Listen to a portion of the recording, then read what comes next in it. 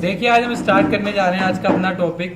तो आज हम सीखेंगे अकाउंट्स के अंदर अपना सेकंड चैप्टर, जिसके अंदर हमारे पास बेसिक टर्मिनोलॉजीज होते हैं, जिसके बारे में हम लोग सीखेंगे। सर सेकंड टॉपिक क्या है आप लोग एक साथ पढ़ेंगे। साथ में क्या लिखा है, बेसिक अकाउंटिंग टर्म्स। अब सर बेसिक अकाउंटिंग टर्म्स ये क्या मतलब है इसका। देखिए सभी लैंग्वेज में अपने खुद के वर्ड होते हैं।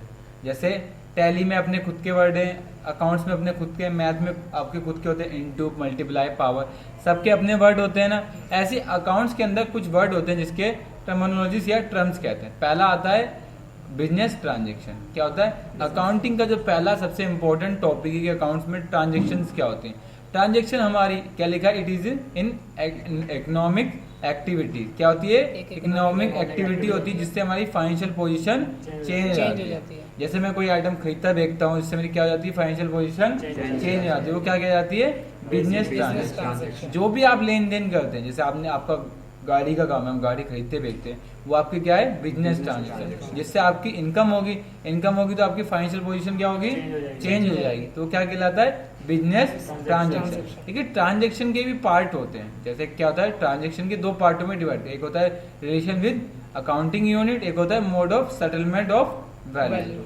जैसे इसमें आप ट्रांजेक्शन यूनिट के देखोगे दो पार्ट होते हैं। क्या होता है, इंटरनल अकाउंटिंग होती है, दूसरा एक्सटर्नल। सर इंटरनल का मतलब तो अंदर होता है और एक्सटर्नल का मतलब तो बाहर होता है। सर ये इंटरनल क्यों दिया है यहाँ पर, ये कि जो बिजनेस के अंदर होती है, जो ट्रांजेक्शन बिजनेस के कहाँ होती है, अंदर होती है, वो क्या कहलाती है, इंटरनल अकाउंटिंग ट्रांजेक्शन। और जो बिजनेस से बाहर होती है वो क्या कहलाती है, एक्सटर्नल बिजनेस ट्रांजेक्शन। जैसे डेप्रिसिएशन ऑफ फिक्स एसेट्स। क्या होता है, depreciation of fix assets. Depreciation क्या होता है आप लोग जानते हैं। अब मैंने कोई फिक्स एसेट्स खरीदी, क्या ये लैपटॉप खरीदा, क्या इसकी वैल्यू हमेशा एक समान रहती है, नहीं। तो कुछ परसेंट डेप्रिसिएशन लगता है, कुछ घिसावट आती है। तो जो घिसावट आती है वो क्या कहते हैं, डेप्रिसिएशन। वो क्या आपने किसी बाहर से खरीदी, नहीं खरीदी ना, कि वो बिजनेस के अंदर ही उसकी वैल्यू कम हो गई, तो क्या कहलाती है, इंटरनल अकाउंटिंग ट्रांजेक्शन कहलाती है। और जो बिजनेस के बाहर होती है वो क्या कहलाती है, एक्सटर्नल ट्रांजेक्शन, जिसके अंदर क्या आता है आपका, डेप्रिसिएशन ऑफ फिक्स एसेट्स और सेल आता है। क्लियर। एक होता है मोड ऑफ सेटलमेंट। अगर कोई हमें पैसा देता है, क्या करता है, पैसा देता है, क्या देता है, क्या देता है, पैसा देता है। और उसकी सेटलमेंट के दो ही तरीके होते हैं, या तो कैश में देगा या उधार में देगा। क्या करेगा, या तो कैश में देगा या उधार में देगा। दो तरह की तो ट्रांजेक्शन होती है। ठीक है, क्लियर है, आगे समझ में। इसके बाद जो सबसे इंपॉर्टेंट आता है आपके पास, वो क्या है आपका,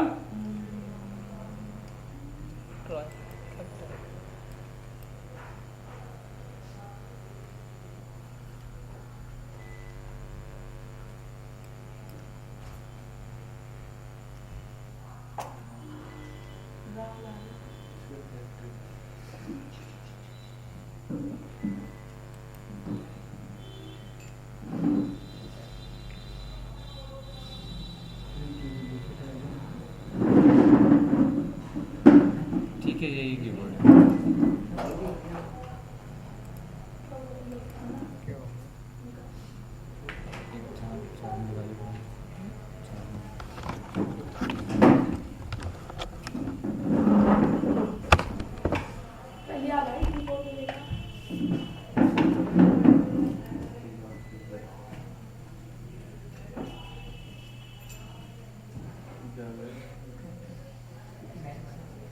ठीक है, अब देखिए सबसे ऊपर लिखा है कैपिटल। क्या लिखा है, कैपिटल। अब एक बार आप लोग पढ़िएगा, फिर स्टार्ट करते हैं। लाउडली पढ़िएगा, पढ़िए।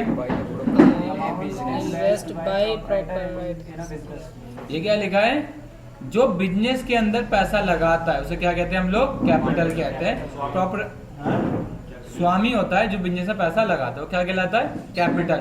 उसको प्रोप्राइटर भी बोलते हैं। अब ये एक बिजनेस है, क्या है, इसकी एक फैक्ट्री, जो कौन है, रामलाल है। रामलाल कौन है, जिसने बिजनेस में पैसा लगाया। क्या लगाया, जिसने बिजनेस में पैसा लगाया है, वो क्या है आपका, कैपिटल है, जिसको हम मालिक कहते हैं। अगर मैं इस इंस्टीट्यूट को चलाता हूँ सपोज, तो मैं इस इंस्टीट्यूट का कौन हूँ, मालिक हूँ, जिसने मैंने बिजनेस के स्टार्ट करता है पैसा लगाया। उसको ओनर के नाम से भी काउंट किया जाता है या जाना जाता है। कैपिटल कौन होते हैं, ये हमारे वो लोग होते हैं जो बिजनेस को स्टार्ट करते हो, पैसा लगाते हो, क्या कहलाते हैं आपके, कैपिटल कहते हैं। क्या कहलाते हैं, कैपिटल कहलाते हैं। ठीक है, नेक्स्ट आती है, अगर आप देखोगे तो नेक्स्ट इसमें लिखा है, क्या लिखा है नेक्स्ट, ड्राइंग। क्या लिखा है? ड्राइंग। क्या लिखा है? ध्यान से पढ़िए। एनी कैश और वैल्यू, क्या लिखा है? Any cash of value of goods withdrawal to by the owner for the personal use. क्या होता है? Personal use. पर्सनल यूज की पता है, जब समझ में आता है पर्सनल यूज क्या होता है? जो खुद के लिए। याद रखना, बिजनेस अलग है और बिजनेसमैन अलग है, दो ये डिफरेंट थिंग है। कौन कौन सी? बिजनेस और बिजनेसमैन। ठीक है, कभी भी आपको क्या करना है? बिजनेसमैन के पॉइंट ऑफ व्यू से नहीं सोचना, बिजनेस के पॉइंट ऑफ व्यू से सोचना। अगर वो कंपनी में पैसा निकालेगा तो क्या हो जाएगा? कंपनी से पैसा कम हो जाएगा। अगर वो कंपनी से माल निकालेगा तो क्या हो जाएगा? कंपनी में स्टॉक कम हो जाएगा। तो कम होगा, वो क्या कहलाती है? ड्राइंग। जो अपने पर्सनल यूज के लिए निकालता है वो क्या कहलाती है? ड्राइंग कहलाती है। चाहे वो आपके कैश हो या आपका गुड्स हो, कुछ भी हो सकता है, बट वो पर्सनल यूज के लिए। पर्सनल यूज के अंदर कौन से पर्सनल यूज होते हैं? आप समझो मेरा एक आटे का बिजनेस है। अब मुझे घर चलाने के लिए आटा तो चाहिए होगा, तो मैंने अपने लड़के से बोला कि भाई एक कट्टा निकाल और मेरी गाड़ी में रख दे। अब बताओ 100 कट्टे में से एक कट्टा कम हो गया तो स्टॉक कम हो गया ना।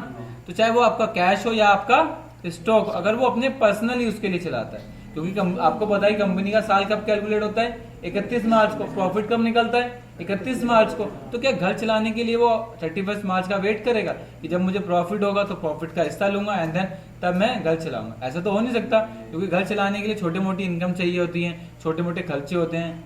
तो सारे खर्चे कहाँ से करेगा? तो वो ड्राइंग से होता है। जो अपने पर्सनल यूज के लिए करता है वो क्या कहलाती है? ड्राइंग। चाहे वो आपका गुड्स हो या फिर आपका कैश हो। कैश में बैंक वर्ड भी आ सकता है, ठीक है। आप ये नहीं कैश ही विड्रॉल करेंगे।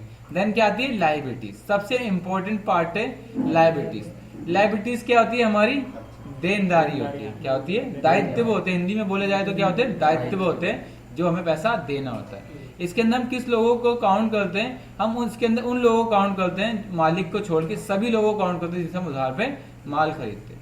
क्या करते हैं? यहाँ पर लिखा है, क्या लिखा है? एक्सेप्टिंग द ओनर, मतलब ओनर को छोड़ के सभी लोगों को हम क्या करते हैं? इसके अंदर काउंट करते हो। क्या कहलाती है? हमारी लायबिलिटी। चाहे वो कारीगर भी हो, कार्य कुछ भी हो। जैसे रामलाल है, ये रामलाल की फैक्ट्री, अगर हमें पता है रामलाल ने 1.5 लाख रुपए बिजनेस में लगाया था, लेकिन हम इसको लायबिलिटी में काउंट नहीं करेंगे। क्यों नहीं करते लायबिलिटीज में काउंट? क्योंकि इसको ओनर को छोड़ के सभी को लायबिलिटी में काउंट किया जाता है। नहीं तो आप एक बार डेफिनेशन लिखिए, पढ़िए।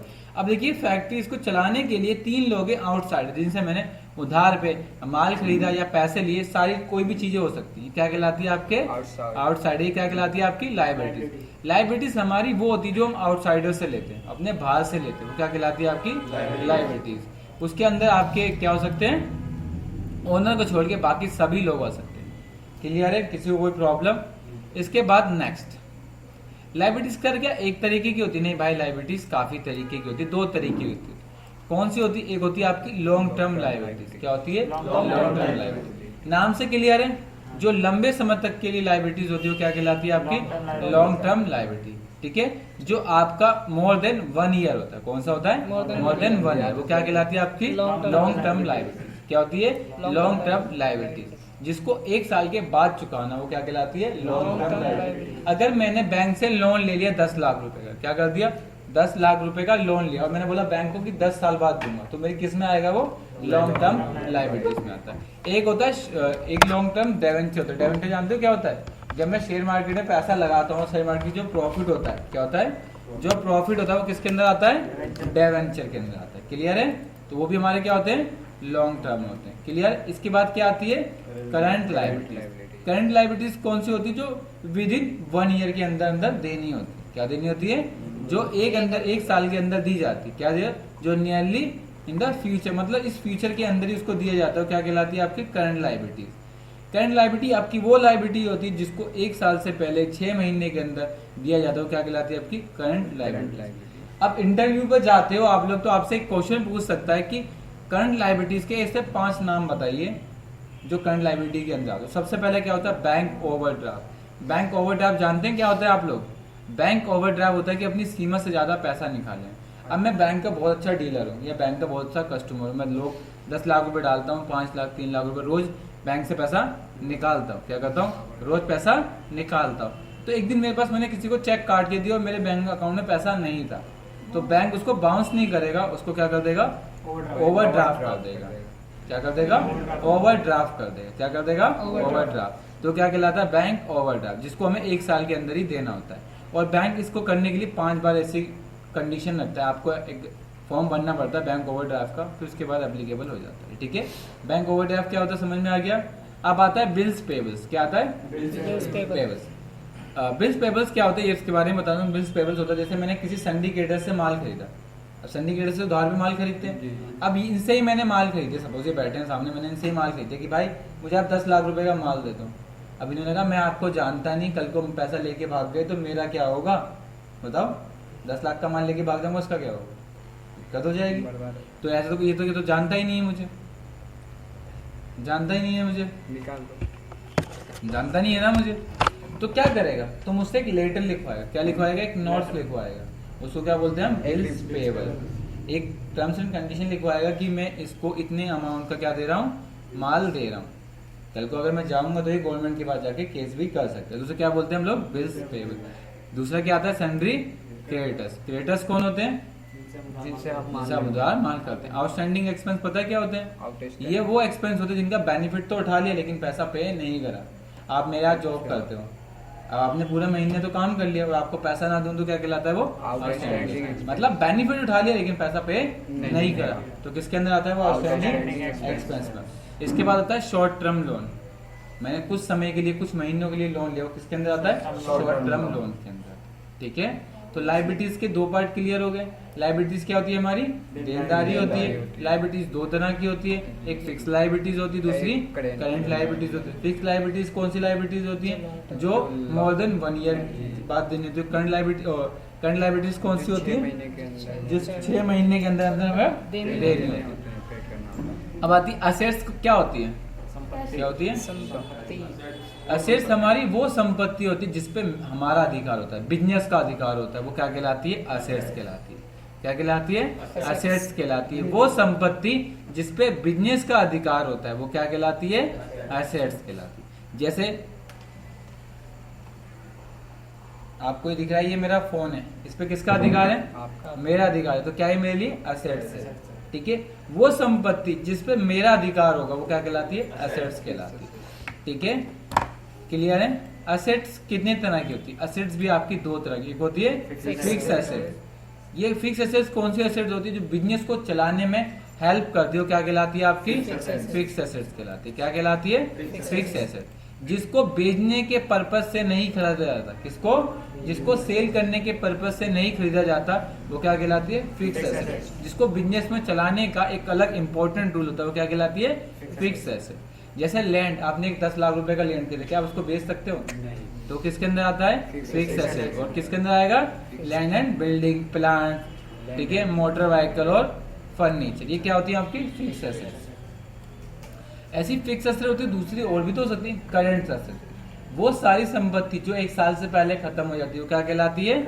Current assets. ठीक है, ये वो संपत्ति होती है जिसको हम विद इन 1 ईयर के अंदर खत्म कर सकते हैं या दे सकते हैं। देखो सिंपल और सरल भाषा में बताऊं तो फिक्स एसेट वो होती है जो हमेशा एक समान होती है, और करंट एसेट्स क्या होती है? जो कभी एक समान नहीं होती, जो ऊपर नीचे होती रहती, घटती बढ़ती रहती, वो क्या कहलाती है? Current asset. जैसे नाम से ही करंट एसेट, अभी है तो एसेट, कल बदल जाए तो भी करंट एसेट। फिक्स एसेट आज 1 लाख की तो 31 मार्च तक 1 लाख रुपए की रहेगी, उसमें कभी कोई चेंज नहीं आता। ठीक है, अब आता है क्या?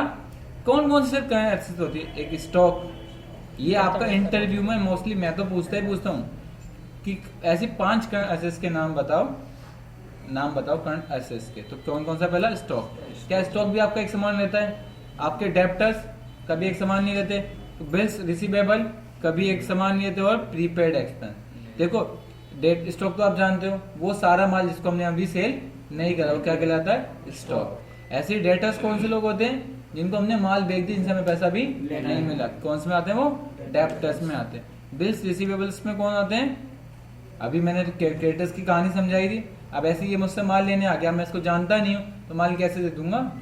कुछ तो लिखवा के ला भाई, उसे क्या बोलते हैं? Bills receivable. Prepaid expense, outstanding समझ में आया था? बेनिफिट उठा लिया और पैसा पे नहीं गया, इसका बेनिफिट तो नहीं लिया लेकिन पैसा पे कर दिया। क्या है? बेनिफिट नहीं लिया और पैसा दे दिया, वो किस में आता है? ये हमारे लिए क्या हो जाएगी? Current assets. अब यही मानो आप लोग आते हो यहाँ से, कोई ग्रामीण सेवा से आते हो, कोई किसी से आता है, पैसा दे के आते हो ना। अब आपके पास 500 रुपये हैं, आपने कह दिया कि मैं तो आप रोज ही आता हूँ, आप ये एडवांस में रख लीजिए, कल एडजस्ट कर ले, तो किसके अंदर आएगा वो आपका प्रीपेड एक्सपेंस। आपने पैसा पे कर दिया लेकिन अब उसका बेनिफिट नहीं उठाया, वो किस में आएगा Prepaid expense। अब फिक्स एसेट्स और भी तरीके की हो सकती है। कौन कौन सी? एक होती है टेंजेबल और इनटेंजेबल। टेंजेबल आपकी वो संपत्ति होती है जिसको फिजिकली टच किया जा सके, छू सके, महसूस किया, मतलब टच किया जा सके, वो क्या कहलाती है आपकी टेंजेबल एसेट। जैसे लैंड आपका टेंजेबल है, बिल्डिंग आपकी टेंजेबल है। और इनटेंजेबल कौन सी होती है? जिसको जिसको छुआ नहीं जा सका, वो क्या कहलाती है आपकी इनटेंजिबल एसेट्स होती है, जिसको हम लोग क्या कर सकते हैं, हम टच नहीं कर सकते, जिसको फिजिकल टच नहीं किया जा सकता, वो क्या कहलाती है आपकी इंटेंजिबल एसेट्स कहलाती है। एग्जाम्पल में गुडविल। गुडविल जानते हैं आप लोगों में से गुडविल क्या होती है? रेपुटेशन, इज्जत बोलते हैं ना, इज्जत कि उसकी तो भाई मार्केट में इज्जत है, क्या है? गुडविल है। जब माल बिकता है ना, जब उसकी कंपनी बिकेगी तो गुडविल की भी एक अलग रेपुटेशन होती है कि जैसे वो तो बदमाश है, उसकी एक अपनी कोई गुडविल है। तो ये गुडविल के ऊपर डिपेंड है। अब हल्दीराम कितना बड़ा ब्रांड है, अगर कोई इससे फ्रेंचाइजी लेगा तो क्या घटिया माल बेच सकता है? क्यों? अगर वो घटिया माल बिकेगा तो किसकी गुडविल खराब होगी? हल्दीराम की। तो वो ऐसा नहीं कर सकता, ठीक है। तो किसके अंदर आते हैं ऐसे? इंटेंजिबल एसेट्स के। ये आपकी कौन सी आती है? इंटेंजिबल। ऐसी प्रीपेड एक्सपेंस भी कौन सी होती है आपकी? इंटेंजिबल। आपने पैसा तो दे दिया लेकिन क्या भी ली? सेवा भी आपने महसूस करी? नहीं तो आती। एक होती है वॉशिंग एसेट्स, ये सिर्फ वॉशिंग।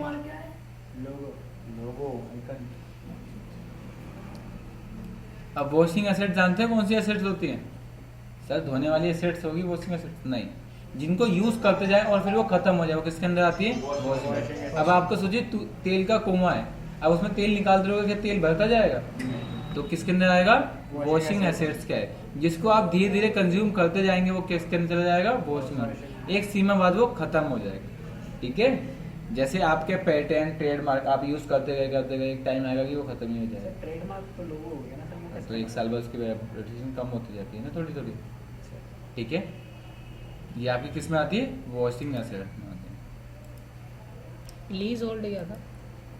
प्लीज वर्ड बताना थोड़ा सा कम।